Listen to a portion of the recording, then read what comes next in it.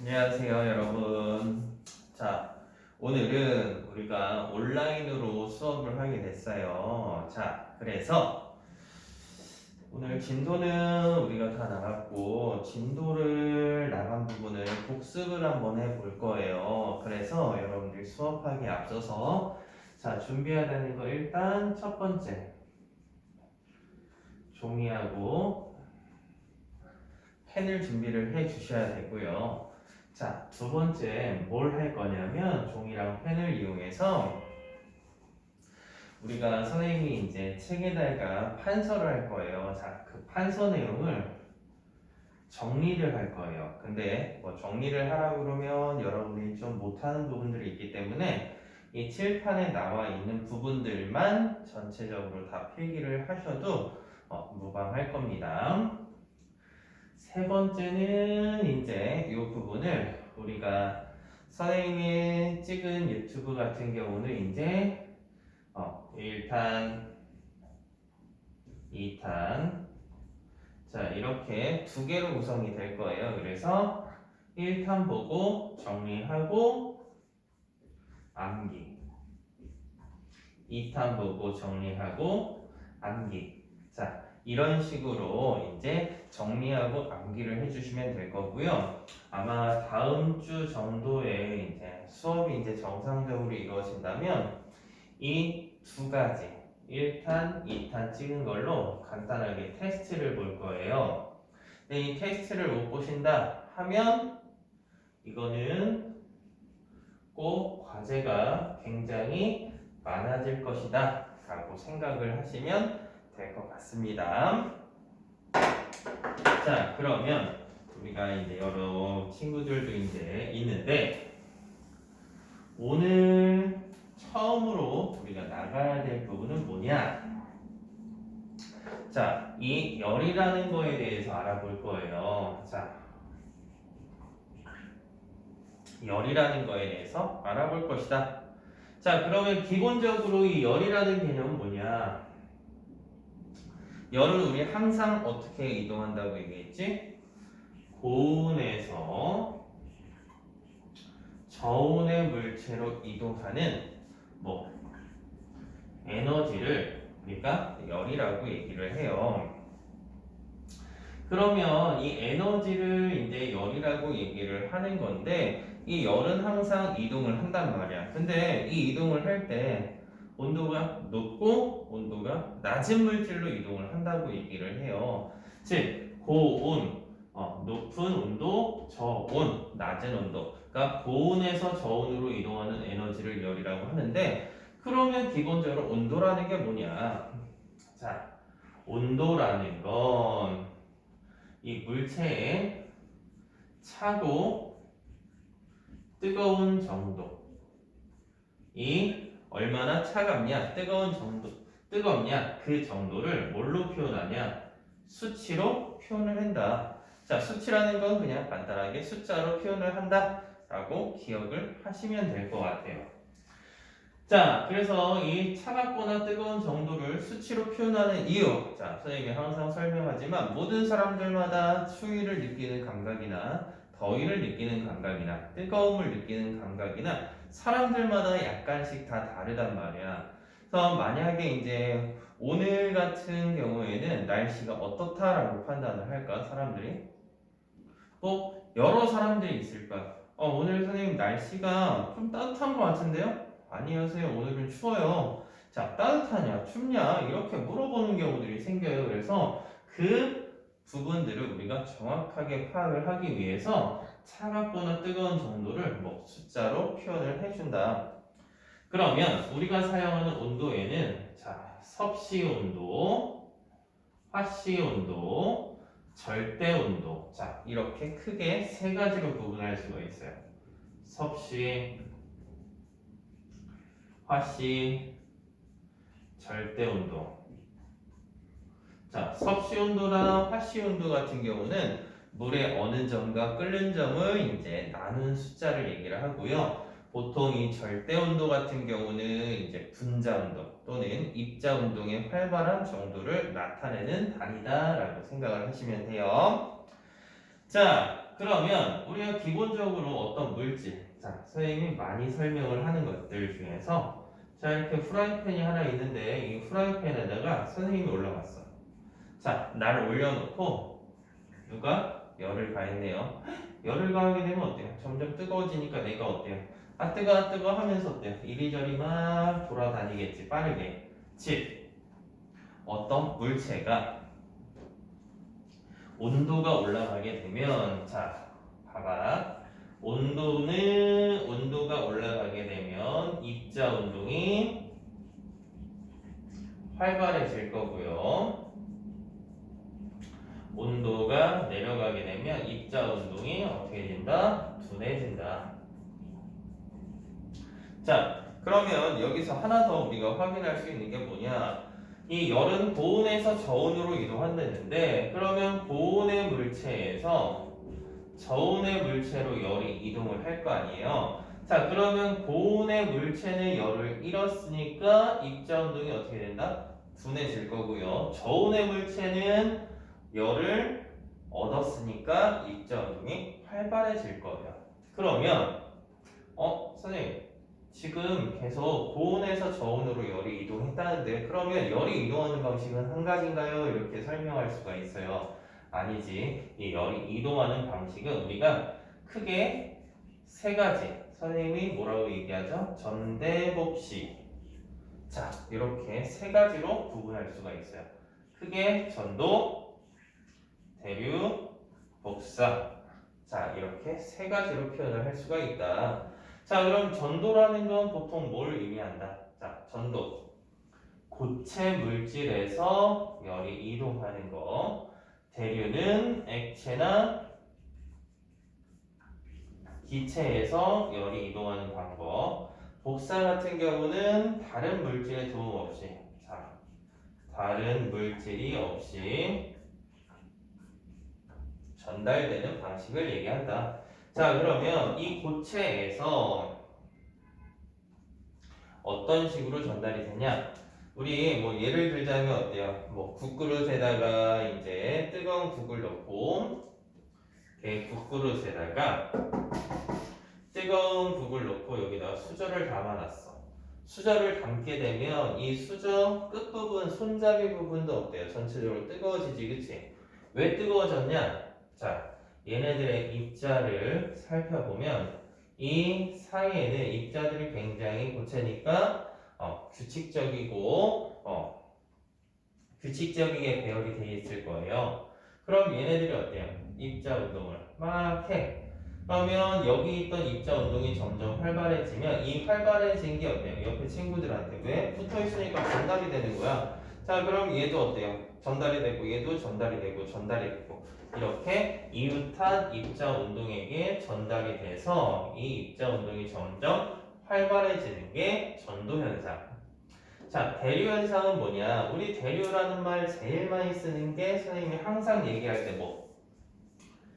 에어컨. 우리 에어컨 설치 어디다 하죠? 천장 위. 왜 에어컨을 천장 위에 설치할까?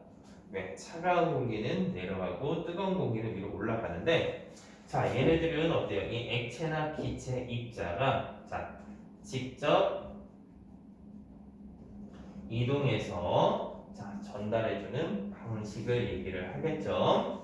자, 그리고 이 전도나 대류에서 여러분들이 포인트를 잡아야 되는 건 전도는 고체 상태에서 대류는 액체나 기체 상태일 때 복사는 자, 태양에서 오는 빛 우리 우주 공간을 보통 표현할 때 우주 공간은 어떤 상태냐라고 표현을 한다면 진공 상태다라고 표현을 많이 해요. 우주가 진공 상태라면 우주에는 어때? 아무런 물질도 존재하지 않는 거야. 그러면 전도나 대류하려면 전도는 이웃한 입자가 있어야 되는데 선생님 진공 상태면 입자들이 없으니까 전도가 일어나지 않고요. 자, 대류가 일어나려면 액체나 기체 상태가 존재를 해야 되는데 우리가 배우는 중학교 때 개념으로는 우주에 아무것도 존재하지 않는단 말이에요. 그러면 당연히 대류도 일어나지 않아. 그래서 얘는 다른 물질의 도움 없이 에너지가 직접 이동하는 거예요. 에너지만. 자, 에너지만 직접 전달되는 방식을 우리가 전도, 대류, 복사다라고 보통 표현을 해요. 그래서 우리 선생님이랑 수업할 때도 보면 이렇게 자리에 학생들이 이렇게 쭉 앉아 있었는데, 자, 1, 2, 3, 4, 5, 6, 7, 8. 자, 선생님 여기서 이런 별을 하나 줄 거야. 그러면 1번 친구가 받아서 3번, 5번, 7번으로 이렇게 차례차례 전달되는 방식을 전도. 자, 그러면 여기 있는 7번 친구가 누구한테? 선생님한테 답 왔어. 자, 그러면 이 7번 친구가 선생님한테 직접 전달을 해주는 거니까 대류 현상. 근데 8번에 민지가 있네요. 자, 민지가 왠지 조는 것 같아. 그러면 선생님이 여기서 어때요? 종이를 쫑쫑쫑 뭉쳐서 어때? 슝 던져버렸어요. 그러면 어때? 깜짝 놀라겠지? 자, 그러면 이 8번 친구한테 이렇게 다른 물질의 도움 없이 직접 전달되는 방식을 뭐라고? 복사라고 얘기를 한다. 자, 그래서 이 열 쪽에서의 가장 기본적인 부분은 열이라는 건 항상 고온에서 저온으로 이동하는 에너지를 얘기를 하고요. 자, 그때 이 열이 전달이 되려면 전도, 대류, 복사 요 세 가지에 의해서 전달이 된다라는 거 꼭 기억을 해 주셔야 됩니다. 자, 그 다음에 여기도 나와 있지만 온도가 올라가면 입자운동은 항상 활발해지고 온도가 내려가면 입자운동이 둔해진다. 이걸 정확하게 기억을 하셔야 돼요. 자, 두 번째는 단열이에요. 단열이 나와요. 자, 열이 이동했어. 자, 그러면 열이 이동하는 것 때문에 여러 가지 현상들이 일어나는데 만약에 열의 이동을 차단하면 어떻게 되느냐? 자, 열의 이동을 차단하는 걸 우리는 보통 단열이라고 보통 표현을 해요. 자, 단열 같은 경우 우리 열의 이동 방법은 거의 100% 나오는 문제고, 자, 이 단열도 마찬가지로 거의 꼭 나오는 필수 문제다라고 생각하시면 돼요. 자, 단열은 자, 열의 이동을 어떻게 한다? 막는 것이다. 자, 열의 이동을 뭐한다? 차단해 주는 거예요. 막아주는 거예요. 자, 그러면 열의 이동을 막아주는 방법. 그거는 당연히 어때요? 전도라든지 대류라든지 복사. 자, 요 세 가지를 막아줘야지만 우리가 이 단열이 잘 된다라고 보통 표현을 하는 거야. 그래서 이 단열 같은 경우에서 가장 시험에 많이 나오는 건 보온병. 자, 보온병이 이렇게 있어. 자, 보온병 같은 경우 보시면 여기에 플라스틱으로 된 자, 이중 마개가 있거든요. 이중으로 된 마개가 있기 때문에 얘는 플라스틱이야. 그래서 이중 마개는 항상 전도에 의한 열의 이동을 막아주고요. 자, 이 병 안쪽을 보면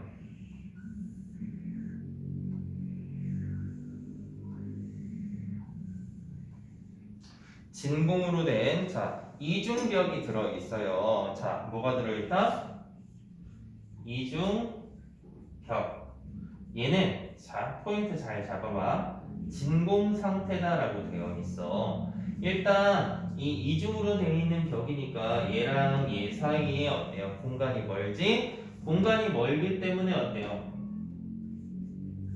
전도가 잘 일어나지 않을 거고, 여기에 자, 진공 상태니까 공기가 존재하지 않아. 공기가 존재하지 않기 때문에 자, 무슨 현상? 대류 현상까지 차단을 할 수가 있게 되는 거야. 자, 그 다음 마지막으로 이 안쪽에는요, 우리가 은색으로 도금이 돼 있어. 자, 뭐가 돼 있다? 은도금이 돼 있어요. 은도금이 돼 있는 건 복사에 의한 열의 차단을 시켜주는 거예요. 열의 이동을 막아주는 부분이다 라고 기억을 하시면 될 것 같아요. 자, 마찬가지로 이제 집에서 이제 스타이로폼 집을 세울 때 스타이로폼을 이용하거나 아니면 이중 창을 사용을 하는데 이 스타이로폼 같은 경우는 이제 보통 벽과 벽 사이에 들어가는 단열재를 우리가 스타이로폼이라고 얘기를 해요. 이 스타이로폼 같은 경우는 마찬가지로 전도가 잘 일어나지 않아요. 왜냐하면 얘네들 사이에 이 우리가 봤을 때는 스타이로폼 자체가 이제 플라스틱 공 같은 게 이렇게 쫑쫑쫑 박혀 있는 모습이에요. 근데 사실 얘가 이렇게 부풀어 오른 부분인데 이 부풀어 오른다라는 건 이 속에 공기가 되게 많다라는 거야. 그러니까 우리 고체들 같은 경우는 자 간단하게 봐요. 고체들 같은 경우 입자 배열을 보면 어때요? 규칙적이고 빽빽하게 입자들이 배열이 되어 있어. 보통 고체 같은 경우는 그럼 얘 하나를 가려도 주변에 있는 애들한테 입자 운동이 전달되기 때문에 굉장히 빠르게 잘 할 수가 있단 말이에요. 전달을. 자, 근데 기체인 경우에는 어떻다? 입자 사이의 거리가 멀어요. 그러니까 공기층이 많으면 많을수록 입자 사이의 거리가 많기 때문에 어떻다? 입자 사이의 거리가 많고 거리가 멀면 전도가 잘 일어나지 않겠죠. 그래서 전도에 의한 열 차단을 해주는 거고요. 자, 이 이중창이라고 되어 있어. 이 창문을 보시면 이 창문 요 속에는 공기가 들어있거나 아니면 진공 상태가 되는데 얘도 마찬가지로 전도나 대류 현상을 좀 잘 막아주는 부분이다 라고 기억을 하시면 될 것 같아요. 만약에 공기로 되어 있으면 우리는 전도에 의한 열 차단을 해준다 라고 하면 되고요.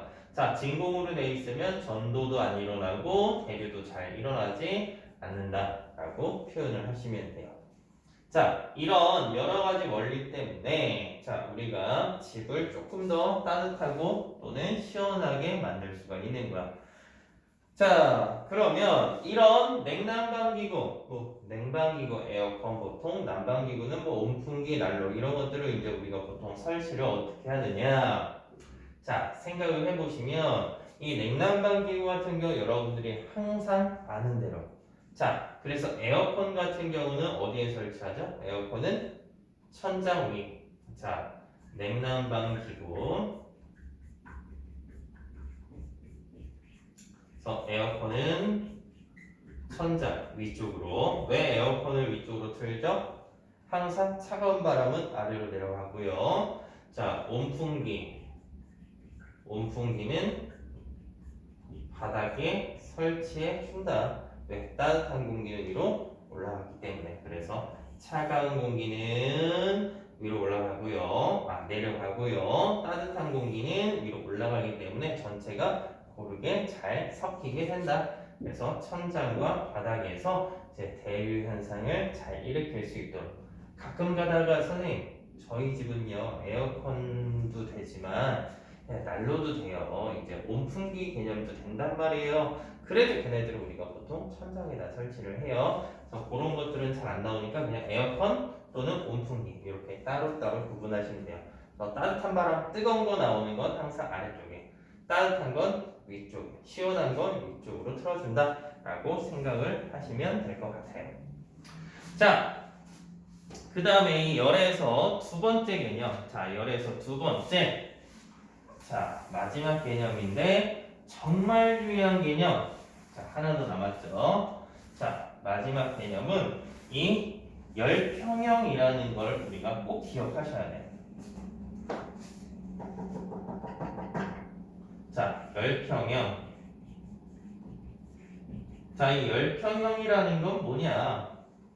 열이 뭐가 됐다? 평형이 됐다라는 거야. 열이 평형? 평형이라는 건 뭐야? 같아지는 거야. 열이 같다라는 건 우리가 쉽게 얘기하자면 온도가 같아진다라고도 생각을 할 수가 있어요. 즉, 우리 열은 항상 고온의 물체에서 저온의 물체로 이동한다라고 얘기를 했어요. 근데 자, 우리가 밖에서 눈싸움을 하고 들어왔어. 자, 눈싸움을 하고 들어왔을 때 남학생들, 여학생들은 잘 모르겠지만 남학생들은 보통 어떤 장난을 많이 치냐면 내 손이 너무 시려우니까 어때? 친구 등에다 손을 쭉 집어넣어. 그러면 이 친구가 야, 이놈아! 그러면서 어때요? 서로 빼라고 막 시끄럽게 어때요? 많이 떠든단 말이야. 자, 근데 우리가 밖에서 놀고 들어왔을 때 자, 이 내 손은 차갑지. 손은 차가운데 친구 등은 어때요? 따뜻해. 자, 봐봐. 친구 등이에요. 친구 등에 선생님이 밖에서 놀고 온 손을 자 이렇게 넣었어요. 그러면 친구 등은 고온이 되고요. 내 손은 저온이 되니까 자 열은 항상 고온에서 저온 친구 등에서 내 손으로 이동을 하는 거야. 그러면 친구 등은 고온이었어. 자 친구 등 그 다음에 내 손. 자 등은 고온 손은 저온이었어. 고온이니까 입자 운동이 어때요? 활발하겠지. 자, 저온이니까 입자 운동이 어때요? 둔해. 자, 근데 얘네들을 서로 접촉을 시켰어. 접촉을 시키면 등에서 손으로, 즉 고온에서 저온으로 열이 이동을 할 거야. 그래서 맨 처음에 넣었을 때 손을 친구 등에 맨 처음에 손을 넣었을 땐 손이 어때요? 따뜻해. 근데 시간이 지나면 어떻게 될까? 손이 더 이상 따뜻하지 않아. 왜? 고온에서 저온으로 열이 이동했는데 얘는 이제 열이 이동하다 보면 둘이 어떤 상태에 도달하냐면 열평형 상태에 도달을 하게 돼요. 자, 열평형 상태라는 건 온도가 서로 같아진다라고 생각하시면 돼. 그러면 이 열평형 상태에 도달했을 때 입자 운동이 활발한 애는 둔해진 거고요. 입자 운동이 둔했던 애들은 활발해져. 그러면 얘네들의 입자 운동 상태는 어때요? 하나는 둔하고 하나는 활발하니까 같지 않겠지. 그게 아니라 얘는 상대적으로 활발했던 애가 둔해진 거고 얘는 둔해졌던 애가 활발해졌기 때문에 얘네들의 입자 운동은 서로 어떻게 되는 거? 같아지는 거. 그래서 굳이 그림으로 표현을 하자면 입자 운동 그림으로 표현을 하자면 얘는 4개 뭐 이렇게 하나 둘 셋 넷 얘네들 입자 운동이 활발한 정도예요. 자 손은 원래 이렇게 하나였어. 근데 고온에서 저온으로 이동하다 보니까 어떤 식으로 변한다? 고온의 물체 저온의 물체. 자 입자 운동 정도가 어떻게 됐어? 같아지게 됐어요. 이렇게 같아진 상태를 우리는 열평형 상태다라고 표현을 하고요. 그래프로 표현을 한다면 고온의 물체는 열을 잃어버리고요. 저온의 물체는 열을 얻어요. 자, 그래서 이렇게 온도가 같아진 이 구간을 무슨 구간? 열평형 상태에 도달했다라고 표현을 하시면 돼요. 자, 그럼 여기서 포인트. 고온의 물체는 열을 이만큼 잃었고요. 저온의 물체는 이만큼 열을 얻었어. 예를 들어서 저온의 물체는 온도가 10도, 고온의 물체는 뭐 90도예요. 그럼 얘네들의 열평형 온도가 얘네 둘을 더한 거에서 어때요? 반으로 나눈 거가 될까? 아니란 말이에요. 이거는 이 양이나 열을 가지고 있는 양이나 이런 것들에 따라서 다 달라지게 돼요. 그래서 아무튼 얘네 둘 온도의 중간 정도의 온도가 항상 열평형 상태 온도는 아니다. 물질의 종류에 따라 다르고요. 물질의 양에 따라서도 달라집니다. 자, 아무튼 이런 식으로 자 열평형 상태에 도달했을 때 자, 요거는 꼭 기억하셔야 돼요. 왜? 2탄에서 우리가 꼭 써먹을 거니까. 즉, 고온의 물체가 잃은 열의 양과 고온의 물체는 열을 잃었잖아. 저온의 물체는 어떻게 됐을까?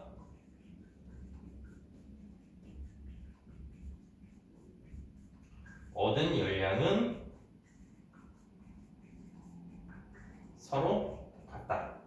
자, 여기까지 일단 1탄 마무리됐고요. 자, 중간중간에 잘 모르겠는 건 여러분들이 정지했다가 내용을 잠깐 암기를 하셔야 될 것 같습니다. 아시겠죠?